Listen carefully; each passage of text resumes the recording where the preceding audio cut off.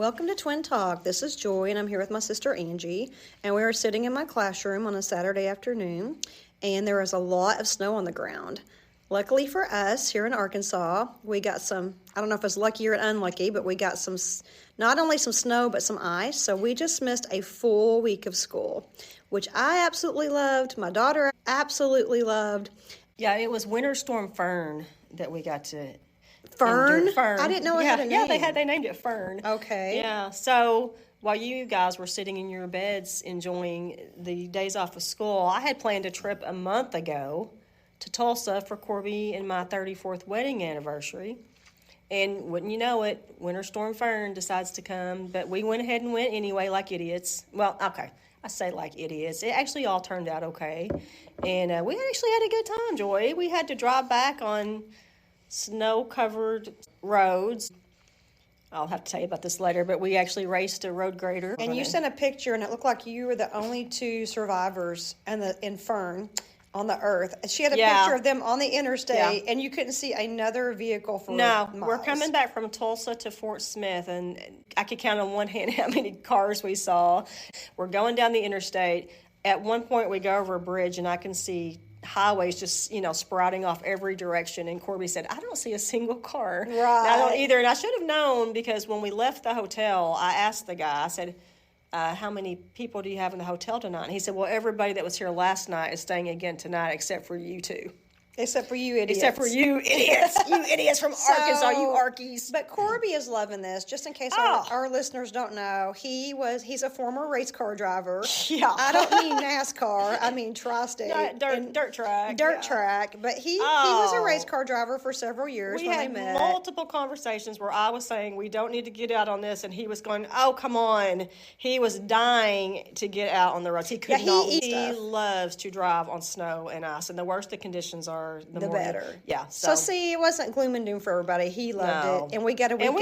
And I need to say this: we do have a 4-wheel drive, so it wasn't like we were out there slipping around, going in ditches or anything. Right. And we got lucky because from what I'm seeing in the news, like places in Nashville or outside of Nashville have not had power for a week and still don't have power in some places. Really? Yes. Oh. Hey, the one thing though we need to mention is when we have weather like this, it is the best time to catch up on your reading. Yes, absolutely. So let's talk about our book. I'm super excited to do one of my all-time favorite books, and it is The Adventures of Tom Sawyer. The Adventures of Tom Sawyer is considered an American classic and was written by the famous author and humorist Mark Twain, a.k.a., or should I say Samuel Clemens, a.k.a. Mark Twain, who grew up in Hannibal, Missouri.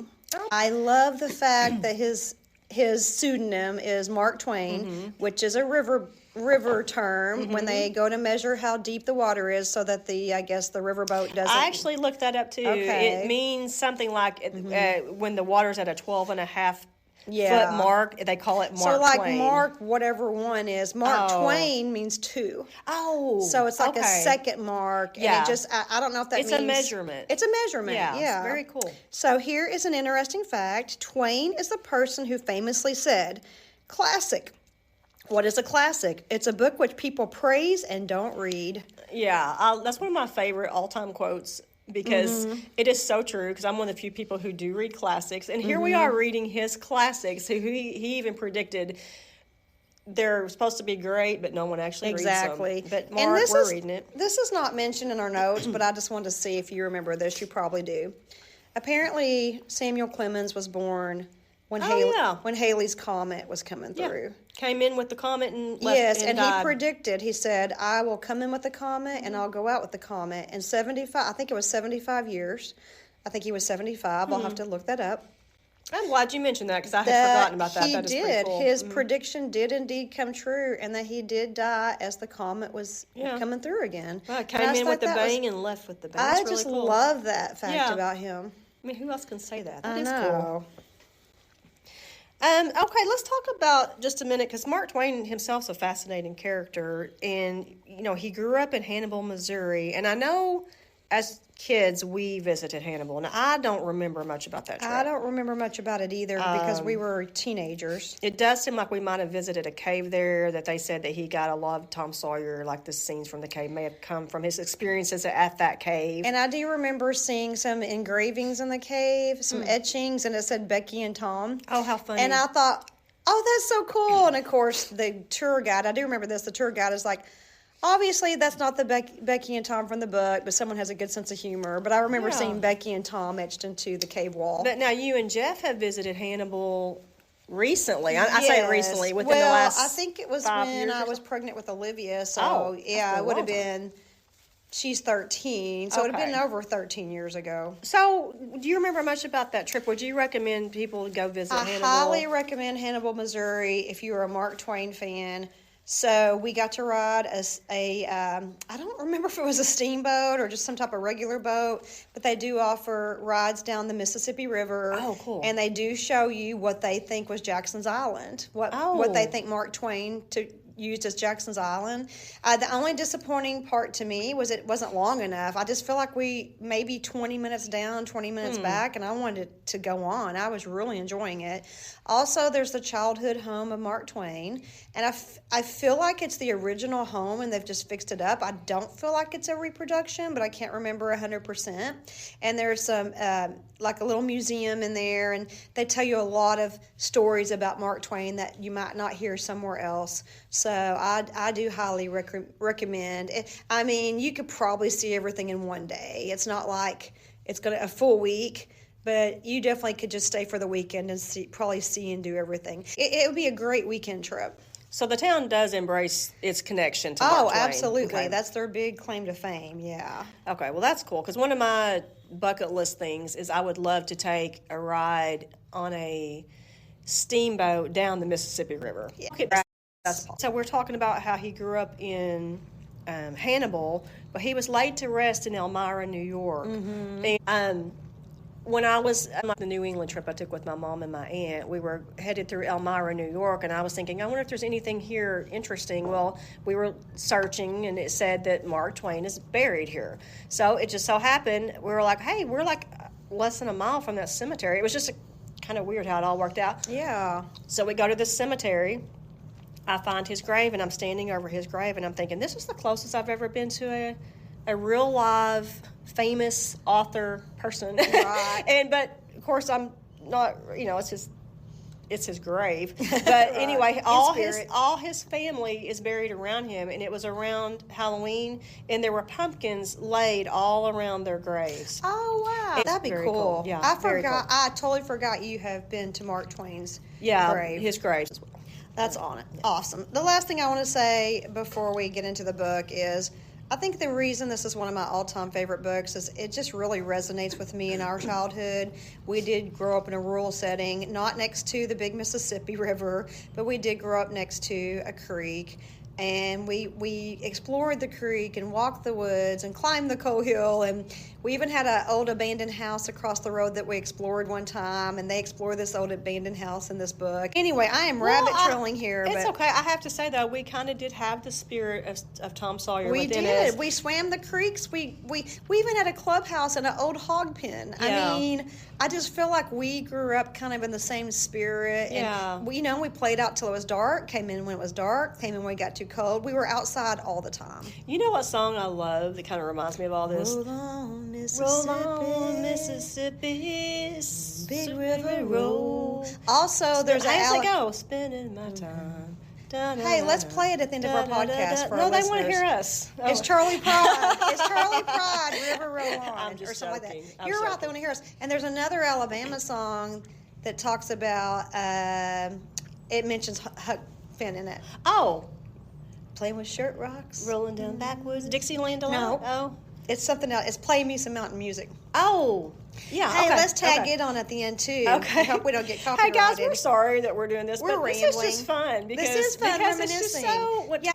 All right, here's the summary. This story follows the mischievous but good-hearted boy Tom Sawyer in the fictional town of St. Petersburg, Missouri, which we've already established really is Hannibal, Missouri. And apparently a lot of the things that happen here are similar to places in Hannibal. Yeah. Chronicling the coming of age through imaginative adventures, pranks like tricking friends into whitewashing a fence, and serious challenges, including witnessing a murder by Injun Joe and getting lost in a cave with Becky Thatcher, learning about friendship, love, responsibility, and societal rules along the way, often with his friend Huckleberry Finn, which, by the way, to me is one of the best literary names of all time. Huckleberry Finn. Come on. I'll be your Huckleberry. Think that has anything to do with I don't know if there's a connection there or not. I will look that up. Okay, so I got a question for you, Joy. All right. I know you just read the book, obviously, for the Yes. podcast, but before that, had you read it? Like, did you ever have to read this to teach it in one of your literature classes? So, I remember reading this when I was young. Young meaning probably teenager or preteen, and loving it. I remember being at a workshop with another teacher and asking her how to handle the language. Because, there's the derogatory term for black people. We do need to mention that. Yeah, and she... The N-word is used extensively throughout the book. And this is a black lady I'm talking to. Okay. She was an English teacher. We were at a workshop together, I think we were in Little Rock. And I was talking to her about how I was about to teach Huckleberry Finn and how to handle that. She said, just explain that that was the time period and it was acceptable back then, but it's not acceptable today. And she said, you don't have to say the word, you can skip over it. And I thought, yeah, that is so true. And I did. We were actually getting ready to talk about some of our nostalgic attachments to the book, but I think we pretty much covered that. Oh, I'm so sorry. I didn't realize it was coming up. I was just going to say, I forgot about that part. No, I was just going to say, we kind of have a love affair with the Mississippi River and steamboats and how we visited Hannibal and then the caves, which we went on a lot of cave tours with our parents as kids. So when he talks about the caves, that brings back a lot of memories to me. Okay, but I love the characters of Tom and Huck, and I love, we talk about the things we like and don't like about books. Well, one of my favorite things I like about this book is how he portrays the innocence of Tom and Huck. And I loved their imaginations. They were always play acting. They were, all those excerpts where they were trading, I'll trade you this for that and this for that. That was funny to me. And the other thing I love about the book is how they talk in their native vernacular. I guess that's the way to say that. And I think I read somewhere that Mark Twain was one of the first authors to have his characters speak in the dialect of their time. I also enjoyed, what do you think about all the superstitious beliefs in the book? I thought it was interesting because I think every culture has their own superstitions, including ours. And I think it's very interesting. As far as the superstitions go, they just saturate the book. Yes. That was just part of their life, was their superstitious beliefs. I can already tell you love the book. You've mentioned that several times, that you love it. It's one of your favorite books. One of my favorite books of all time. But what about for today? This is an old book. The language, it's the old speak. It's kind of hard to read because it is I in feel there. like today's younger people, even teenagers, younger people, I just feel like they wouldn't give it a chance because of the language it's written in. It is not in modern day language. He says by and by, and there's so many expressions and the way the language. I feel like it's just too old and stodgy. I don't know the word. The like sentence structure. it. So multitudes of sentences would end. It would say "said I" or "says she" or "says I." And it's not the way we structure our sentences so old fashioned, today. and maybe I'm not giving our youth enough credit. But I just feel like as soon as they see how it's written, that they wouldn't give it a chance and wouldn't even get past the first few pages. Because I try to have students read books like this before just for bonus points, and they've told me I just can't get through the writing. And that's interesting. Yeah. So, I don't know how to answer that question. Who would you recommend this to? Well, I recommend it to anyone who loves classics and anyone who loves, a rural setting and adventures and, just reading about kids having adventures, Yeah. There were times I just got bored, but I feel like if I had been on a vacation, let's just say I'm in a car and we've got a 2-hour drive, Yes, but there was times when I was at my house listening to it or like driving to work, and I just kept losing interest. It just did not keep my attention. I definitely agree. You have to be in a certain mood when you listen to it or read it. Okay. All right. Rating. No.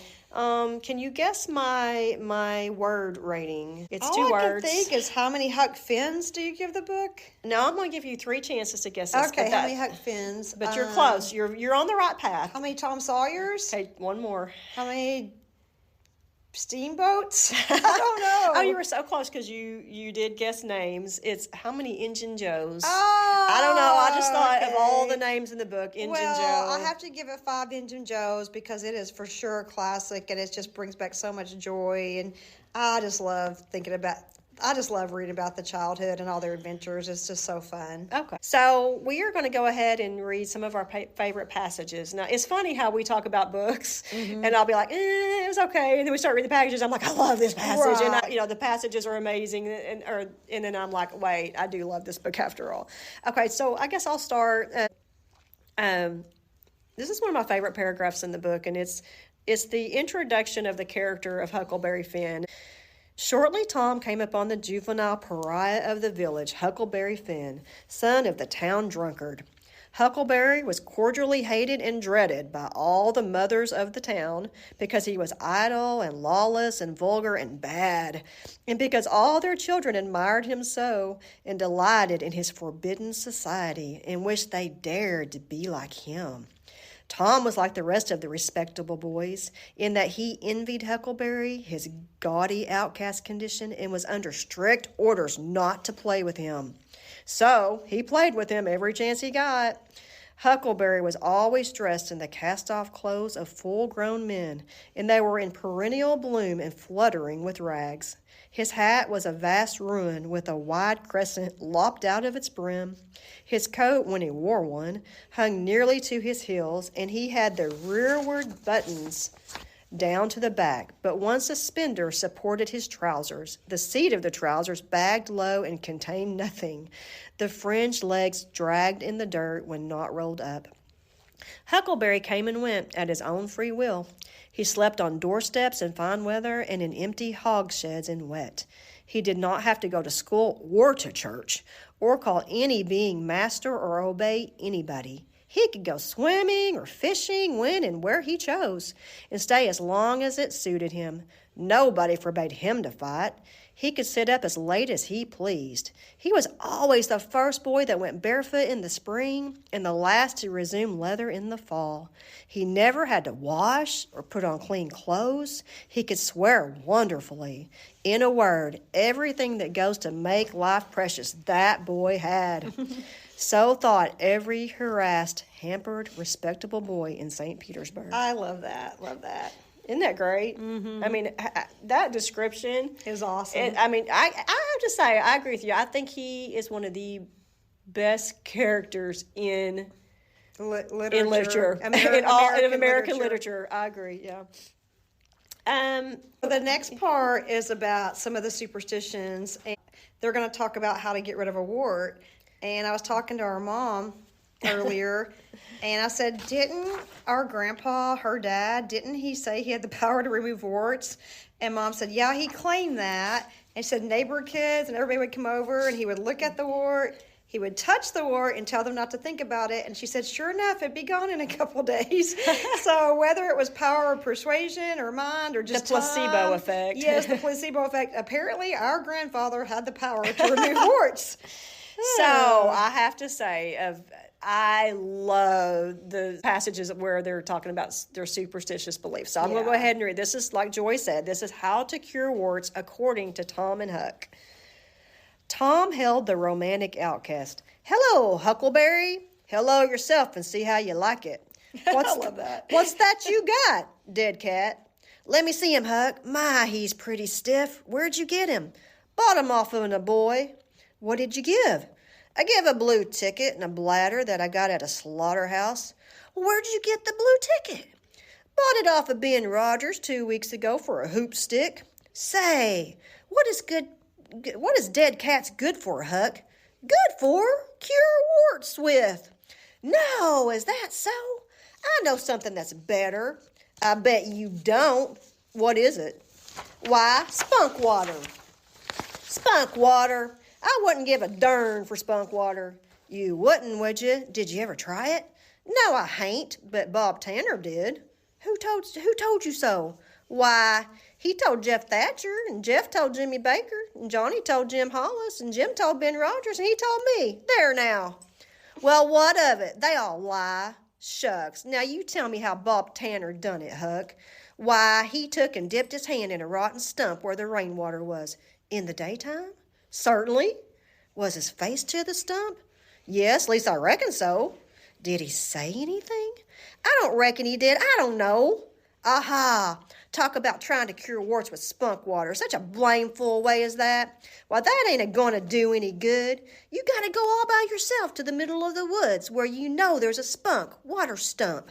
And just as it's midnight, you back up against the stump and jam your hand in and say, barleycorn, engine mill shorts. Spunk water, swallow these warts. And then walk away quick, 11 steps with your eyes shut. And then turn around 3 times, walk home without speaking to anybody, because if you speak, the charm's busted. Well, that sounds like a good way, but that ain't the way Bob Tanner done. No, sir, you can bet he didn't, because he's the wartiest boy in this town, and he wouldn't have a wart on him if he'd know how to work spunk water. I've took off thousands of warts off my hands that way, Huck. I play with frogs so much that I've always got considerable many warts. But say, how do you cure 'em with dead cats? Why, you take your dead cat and go get in the graveyard long about midnight when somebody that was wicked has been buried. And when it's midnight, a devil will come, or maybe 2 or 3, but you can't see 'em. You can only hear something like the wind, or maybe hear 'em talk. And when they're taking that feller away, you heave your cat after him and say, devil follow corpse, cat follow devil, warts follow cat. I'm done with you. That'll fetch any wart. I love that scene. So the scene I'm going to do is Tom and Huck and their friend. They've all 3 run away because Tom got accused of doing something that he didn't do, and it hurt his feelings. In trouble for stuff. Yeah. Sometimes they did it and sometimes they didn't. Yeah, and then Huck just goes along for the ride, but they're all hiding out on Jackson's Island, and everybody thinks they're dead. And while they're there, a storm hits. And this is one of my favorite things about Mark Twain is his uncanny ability, as the internet says, to read human nature and just his observation skills. So this is him describing a storm that strikes the island while they're there. And I just thought it was beautifully written and so descriptive. I'm not going to read the whole thing because it's too long, but I will read the first of it. About midnight, Joe awoke and called the boys. There was a brooding oppressiveness in the air that seemed to bode something. The boys huddled themselves together and sought the friendly companionship of the fire, though the dull, dead heat of the breathless atmosphere was stifling. They sat still, intent and waiting. The solemn hush continued. Beyond the light of the fire, everything was swallowed up in the blackness of darkness. Presently there came a quivering glow that vaguely revealed the foliage for a moment and then vanished. By and by another came, a little stronger. Then another. Then a faint moan came sighing through the branches of the forest, and the boys felt a fleeting breath upon their cheeks and shuddered with the fancy that the spirit of the night had gone by. There was a pause. Now a weird flash turned night into day and showed every little grass blade, separate and distinct, that grew about their feet. And it showed 3 white, startled faces, too. A deep peal of thunder went rolling and tumbling down the heavens and lost itself in sullen rumblings in the distance. A sweep of chilly air passed by, rustling all the leaves and snowing the flaky ashes broadcast about the fire. Another fierce glare lit up the forest, and an instant crash followed that seemed to rend the treetops right over the boys' heads. They clung together in terror. In the thick gloom that followed, a few big raindrops fell pattering upon the leaves. "Quick, boys, go for the tent!" exclaimed Tom. And then it goes into the climax of the storm, and he basically takes you from the beginning of the storm all the way through the end and the aftermath, and it's just so realistic and what it would really be like to be on an island in the storm, and I just love that passage. That is. I'm so glad you picked that passage, because that was one of my favorite ones, too. So we're going to read one more passage. Was where Injun Joe was found dead in the cave. Yeah, this is one of my favorite passages. So Injun Joe, he's the villain, and Tom and Becky had been trapped in the cave or lost in the cave, but they were rescued and found their way out. So Judge Thatcher, Becky's dad, had sealed up the entrance of the cave so no other children can get lost. But what they didn't know was that Injun Joe was using the cave as his hideout, and when they sealed up the cave, he was trapped inside. But in the book, it's horrible the way he died, but in the book they portray him as this heartless, ruthless person. Like he had no empathy. Yeah, so it's hard to feel sorry for him. Yeah. Because he would just kill people in cold blood. Yeah. All right, well, here's Injun Joe found dead in the cave. The poor unfortunate had starved to death. In one place near at hand, a stalagmite had been slowly growing up from the ground for ages, builded by the water drip from a stalactite overhead. The captive had broken off the stalagmite, and upon the stump had placed a stone, wherein he had scooped a shallow hollow to catch the precious drop that fell once in every 3 minutes with the dreary regularity of a clock tick. A dessert spoonful once in 24 hours. That drop was falling when the pyramids were new, when Troy fell, when the foundations of Rome were laid, when Christ was crucified, and the conqueror created. When the conqueror created the British Empire, when Columbus sailed, when the massacre at Lexington was news. It is falling now. It will still be falling when all these things shall have sunk down the afternoon of history and the twilight of tradition and been swallowed up in the thick night of oblivion. That's just so beautiful. I want to write like that. Me too. So when you read these passages, they are just beautiful. They are. And there's so much more we could read. It was hard to narrow down my favorite passages. Like I said, we just read a few of them. Yeah. And he's just so funny. If you ever read any of his other stuff, he has other books, you know. They're just always very satirical, super funny. But the thing I always come away with when I read anything that Mark Twain has said, whether it's a quote, whether it's a short story or a novel, he just has there's the word again, uncanny ability to portray human nature. And he just cuts right through the bull. He calls a spade, the old saying, and his observations, he's able to do it in a humorous way where you get the point. Yeah. Tom Sawyer. I just highly recommend this book to anybody, who loves classics. And if you haven't read it in a while, maybe you've already read it, go back and reread it. It's fun to reread it as an adult to me. Yeah. I picked up a lot of stuff that I wouldn't have picked up as a child, I feel like. Okay. Well, thank you so much for joining us, and we will see you next time on Twin Talk.